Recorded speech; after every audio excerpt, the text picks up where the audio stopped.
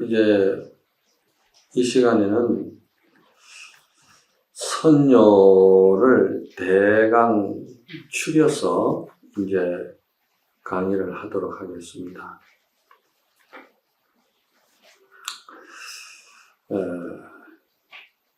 이 고봉하상께서는 육조 해능 스님으로부터 법을 말한다면은 23대 손이 되는 것이고, 임재의연 스님으로부터는 17대 손이 되는 겁니다. 그래서 이 어록 가운데에서도 특히 이 선요는 고봉 스님께서 가나선, 이 확실한 믿음과 참으로 허리만큼이라도 잡됨이 없이 투철한 신심으로 가나 공안을 참고하신 분이에요. 그래서 이분은 가나선을 그대로 잘 교과서처럼 법문을 잘 해놓으신 거예요. 그래서 가나선 공부에는 반드시 이 선요가 들어갑니다. 근데 이분이 이 공부하실 때 그 모든 행장을 보면은 참 우습게 공부하셨어요. 그 행장을 다 이 시간에 그걸 이야기할 수는 없고요. 어쨌든 이분도 15세에 이제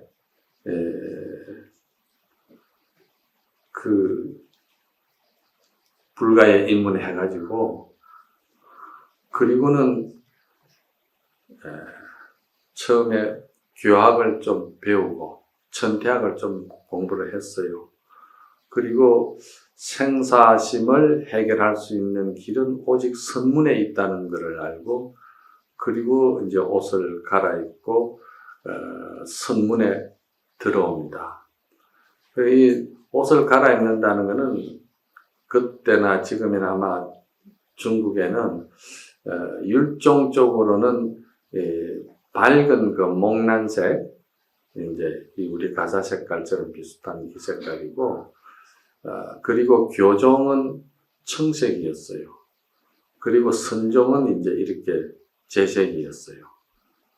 그렇게 해서 스님이 이제 단교 묘륜 하상 쪽으로 출가를 했는데, 단교 묘륜 하상께서 생하는 것은 어디로부터 와서 생한 것이며 멸하는 것은 어디로부터 멸하는 것이냐.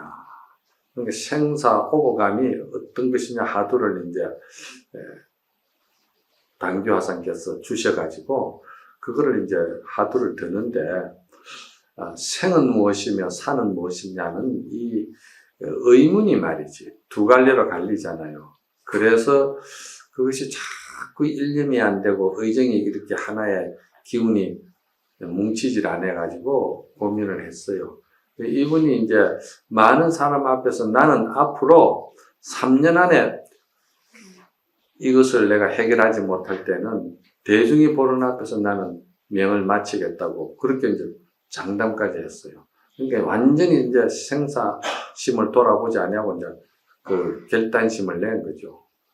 그래서 이분이 결국은 이제 그 생과 사의 갈림길에 그 의정이 갈라지니까, 그때 마침 이제 설음하상께서 종도들에게 그렇게까지 맹세했는데 이 사람이 공부가 잘 되나 안 되나 그거를 이제 한번 점검해 보려고, 요즘 그 고봉수자가 뭐 정진이 잘 하는가 이제 주변에 이야기를 하니까, 이제 주변에서 설음하상께서 스님을 좀 한번 만나고 싶어 한다 그러죠. 그래서 이제 설음하상을 만나러 갑니다. 가서 설음하상을 배웠고,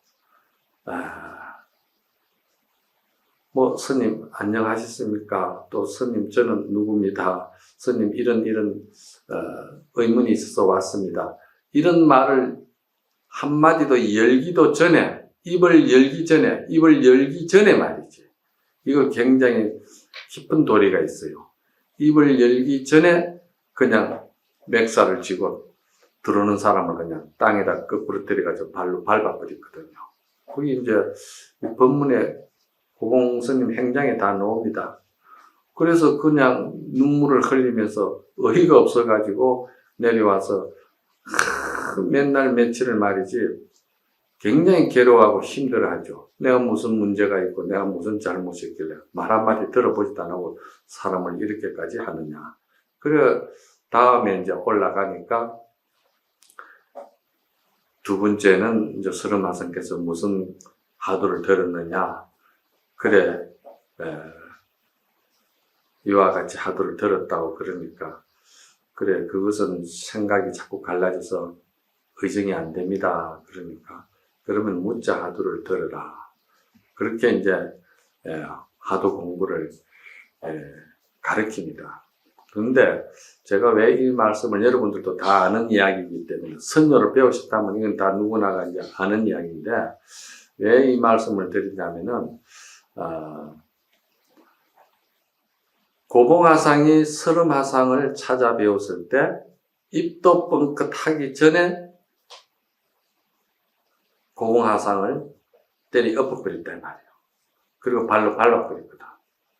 그리고 내쫓아버렸거든.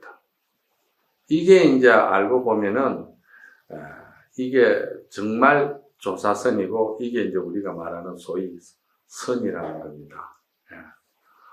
그래서 그렇게 계속 당금질을 당하면서 결국은 이제 당신이 이제 견성하게 되는데 그렇게 당신이 정진하면서 참 견성하셨는데 그렇다면은 우리가 공부하는 과정에 여러분들도 제가 묻고 싶은 게 있어요.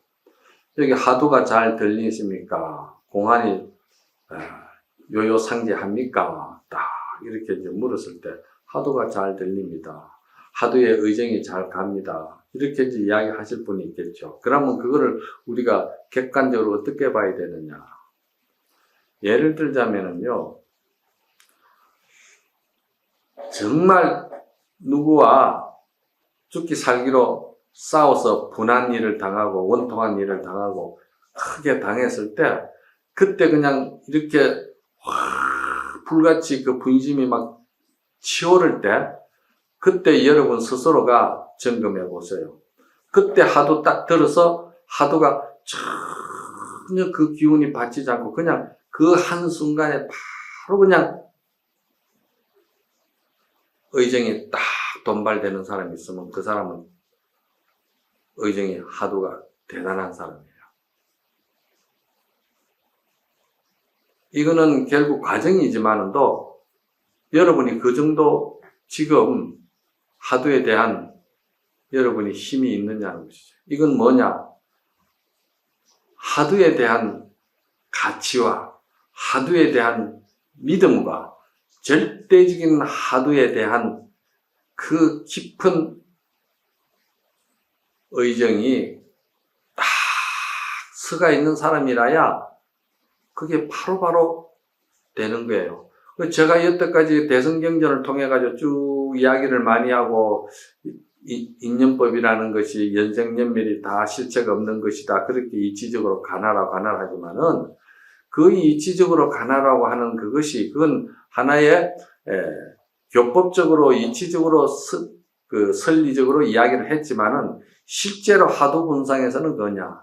하도분상에서는 경계가 왔을 때, 그런 분한 생각이라든지 억울한 생각이라든지 화가 치밀 때 바로 그 자리에서 하도 공안을 딱 챙겼을 때 그 하도 공안에 아주 극적인 그 의정이 딱 그 자리로 바로 들어갈 때 그럴 때 그 전에 있었던 경계 그 분심 이런 것들이 그냥 티끌만큼도 딱 종적이 없이 끊어져 버리는 거야. 그래도 그 정도는 돼야 이 수자가 공부에 조금 덕력을 하는구나 이렇게 이야기할 수 있어요. 그렇지 않으면은 그건 이치로 가지고 교리적으로 가지고 이렇게 아르마리 식견을 가지고 이렇게 마음을 다스리는 쪽으로 이치를 만들면은 그건 아무 의미가 없는 거예요. 그래서 이 하두는 참으로 그 근본 생사심 뿌리를 딱 끊어내는 엄청난 이 공부 수행법이죠, 하두가. 그럼 그렇게 해서 우리가 그 하두를 타파해서 얻어지는 게 뭡니까?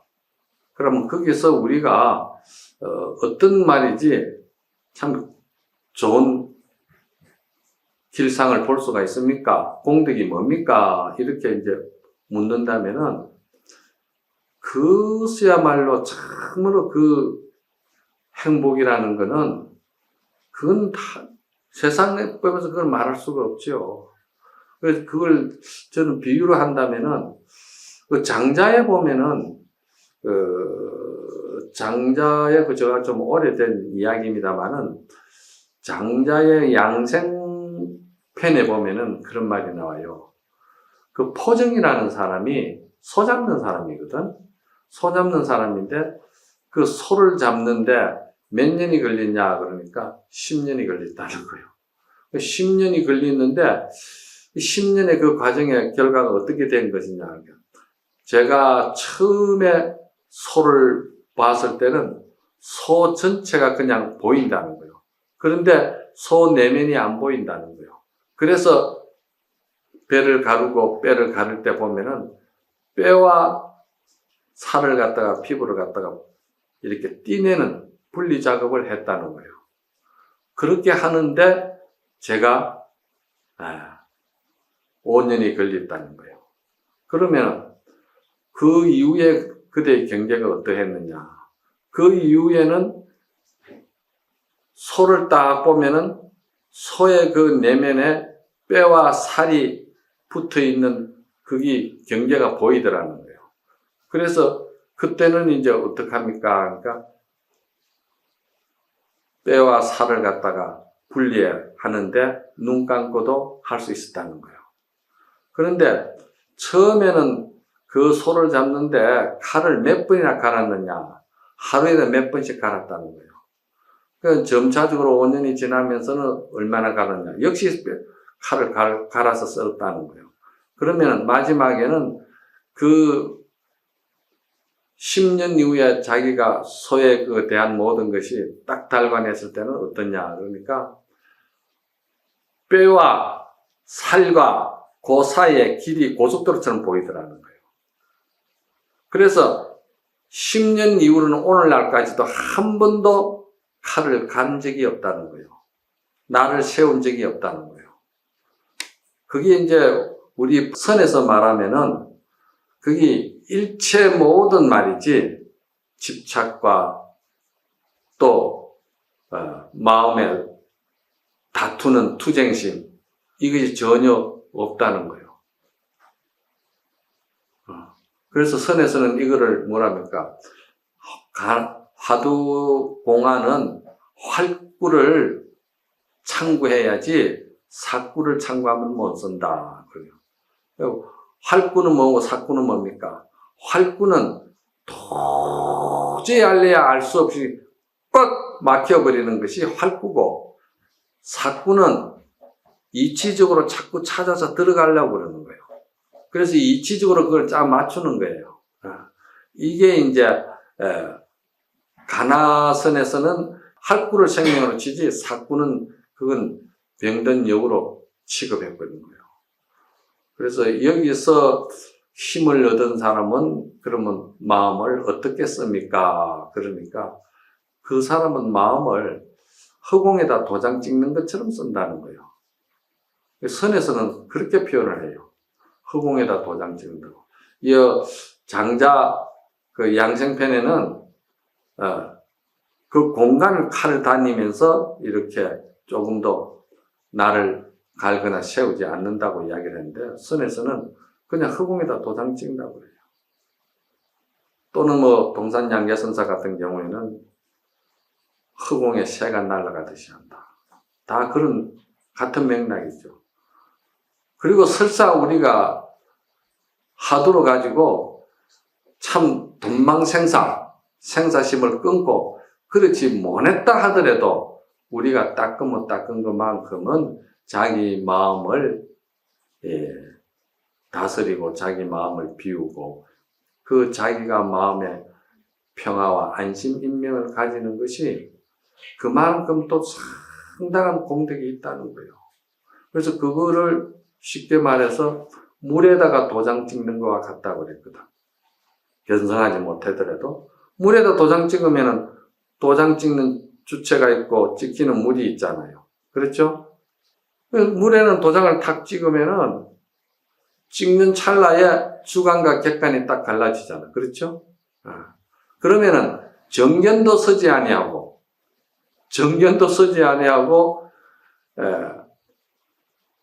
가나에 대한 믿음과 의정도 약하고 그러면서 아르마리 사꾸로만 가지고 계속 우리가 이야기할 때는 그건 뭐냐? 그건 이치적으로는 그 사람이 알았다 손 치더라도 현적선사와 같이 이치적으로만 알았다 하더라도 그 사람은 진흙에 도장 찍는 것과 같다 했거든. 그 진흙에 도장 찍는 건 어떻습니까? 진흙에 도장 찍는 거는요, 주관과 객관이 분명히 탁 드러나 버리고 말라붙어 놓으면 지지도 않아요, 그 흔적이. 그건 몰종적이 아니잖아요. 그러니까 자기 내면에 다툼 없는 자기 살림살이가 전혀 없다, 이 말입니다. 그래서 가나선에서는 가장 조심해야 될 것이 사꾸로, 아르마리로 공안을 들지 말라는 거예요. 이게 가장 중요합니다. 그래서 타 어떤 수행 명상이 여기에 접근할 수 없는 고도의 가나선의 그런 마음의 길을 심노절한다. 묘요공 심노절이라. 참으로 묘하게 마음 가는 길을 끊는 것이 그게 조사관이다 그랬거든요. 그러니까 이제 그런 의미에서 이제 한번 우리가 가나선에 대한 그런 특별한 긍지와 또 믿음을 가지고 여기까지만 아시고